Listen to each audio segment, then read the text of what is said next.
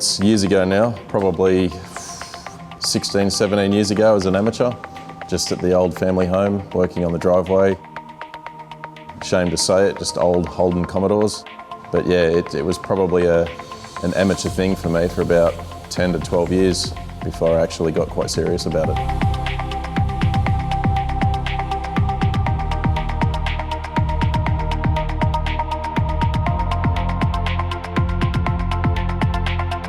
Then it was just more things like changing broken parts that I'd break on the weekend, or putting wheels on and painting bits and putting them back on cars. And then I discovered V8s. So V8s became something that had to go into every car.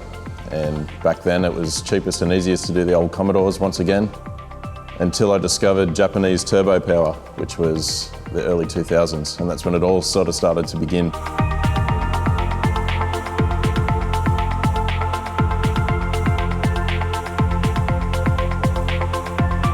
For me, it's the mechanical logic that goes into building a car.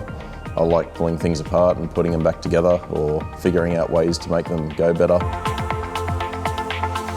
They have to look good, but they have to feel really good to drive. So it started out as the Japanese thing was the entry level for me. It wasn't so much the turbo or the popularity, but just the way they felt to drive. Then it became the popularity and the ease of getting parts and being able to understand them and having a good support network to learn.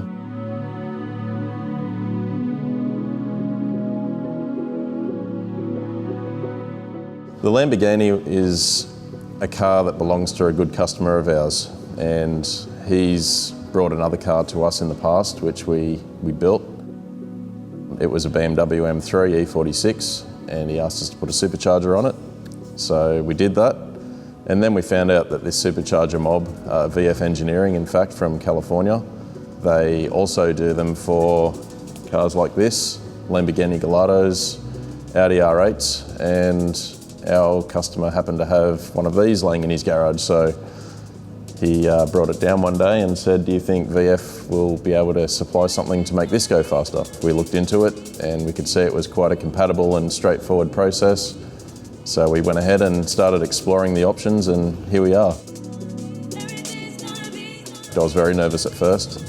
Took it around the block a few times, giving myself enough room to put buses down each side of me, as I didn't want to scratch it. But then very quickly got used to it. Started giving it the beans a little bit. And I started asking, why does he want to put a supercharger on this thing? It might only be 550 brake horsepower or 376 horsepower at the wheels, which a lot of Japanese cars can do, but it really delivered it well.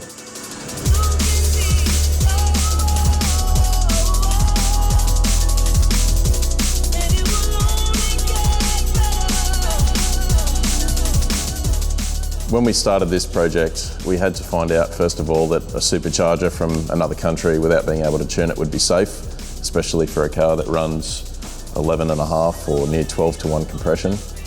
So we made a few phone calls and spoke to some technicians who make the kits.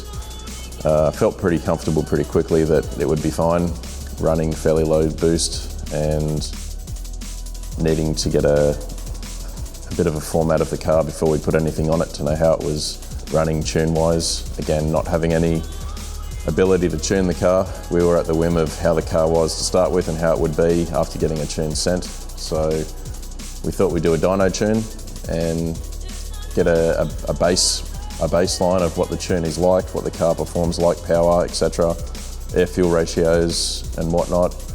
And yeah, then we'd just put all the supercharger on, put the kit together, do another run, see what we've got, report that back to the guys, and that's the sort of research we had to think about at the time.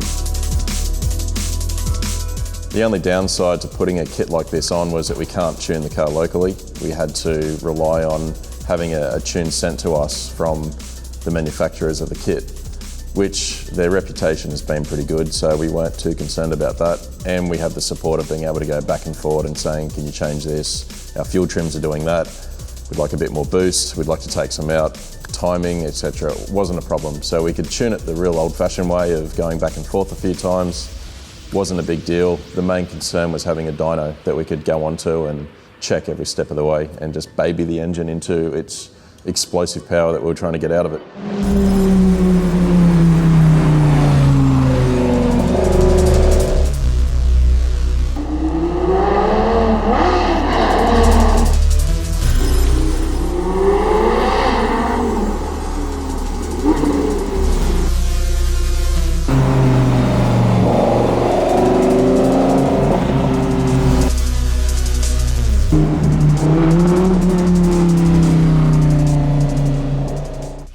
We have a really good relationship with VF Engineering. This is the second kit we've done, and each time we've done the kit with them, we've been able to speak with them at length and ask them many questions. So we were very comfortable with using their kit.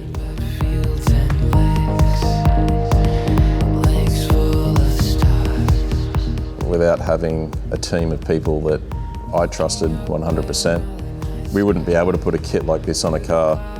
Being the business owner, I really need to have people that are methodical about their work.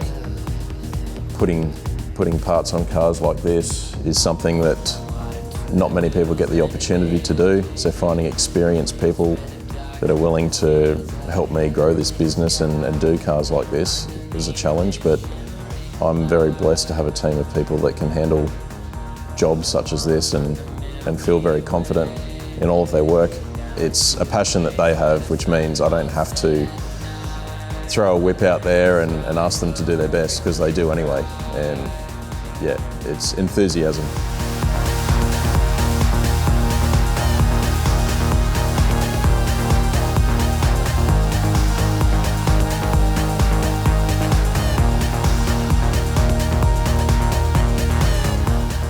The results of this car when they came in were, well, first it was a very, very gentle drive over to the dyno because we didn't know how it was going to run. The new tune was on.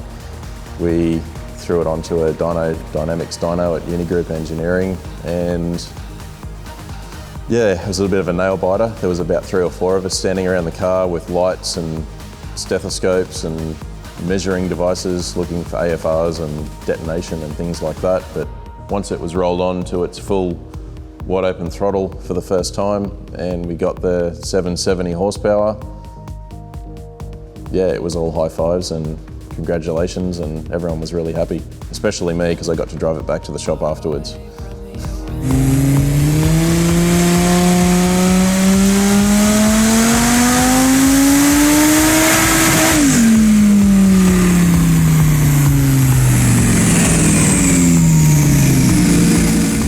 770 brake horsepower, so I think the factory engine was about 550 brake horsepower, so it was roughly a 40% gain. The guys at VF claimed that that's what we should get, best case scenario, and we did, running 8 PSI. So we think there's more in it, but not for us to play with without having full tuning capabilities.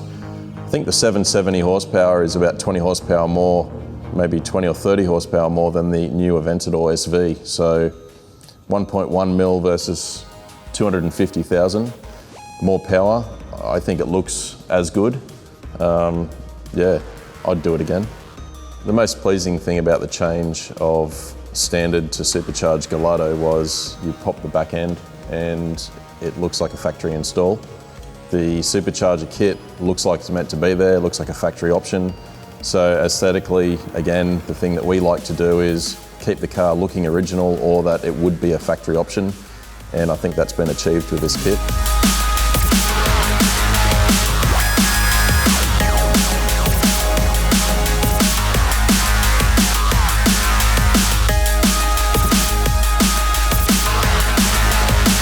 Sound-wise, changes nothing really made. The beauty of a supercharger over turbos is turbos seem to suck a little bit of the engine noise, or they rob a little bit of exhaust note because they are in fact a type of muffler. Supercharger didn't do any of that, so it still had a really raspy, loud, crackly exhaust. It is aftermarket, so we wanted to keep that noise as it was because it sounds terrific. The V10 at 8,500 revs, it's very unique. Supercharger, left it alone, it kept it like that. Difference from before and after on the throttle pedal, well, it's extremely intense instant power. Didn't think it would be Look, torque, you can put it down to a lot of things, but it really punches you in the back. But best of all, the handling, the braking, the turning, it hasn't outpowered the handling of the car. It's definitely at its peak, and I think it's the best that the car can possibly be. I really cannot fault anything about doing an install like this on a Gallardo.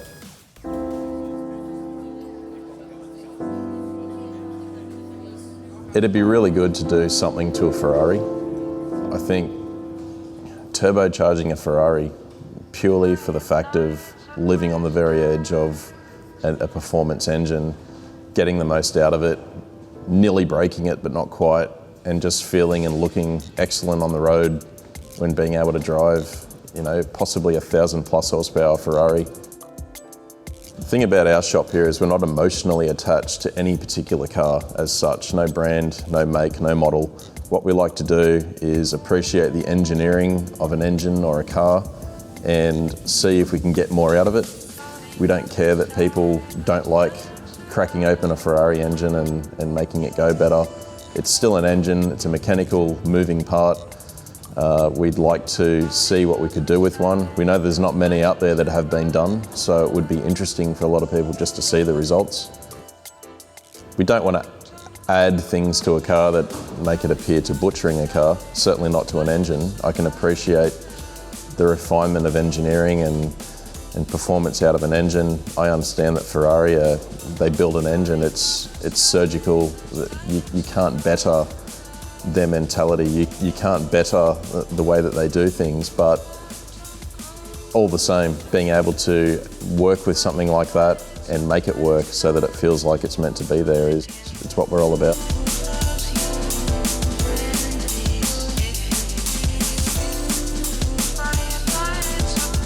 We do have a few projects coming up.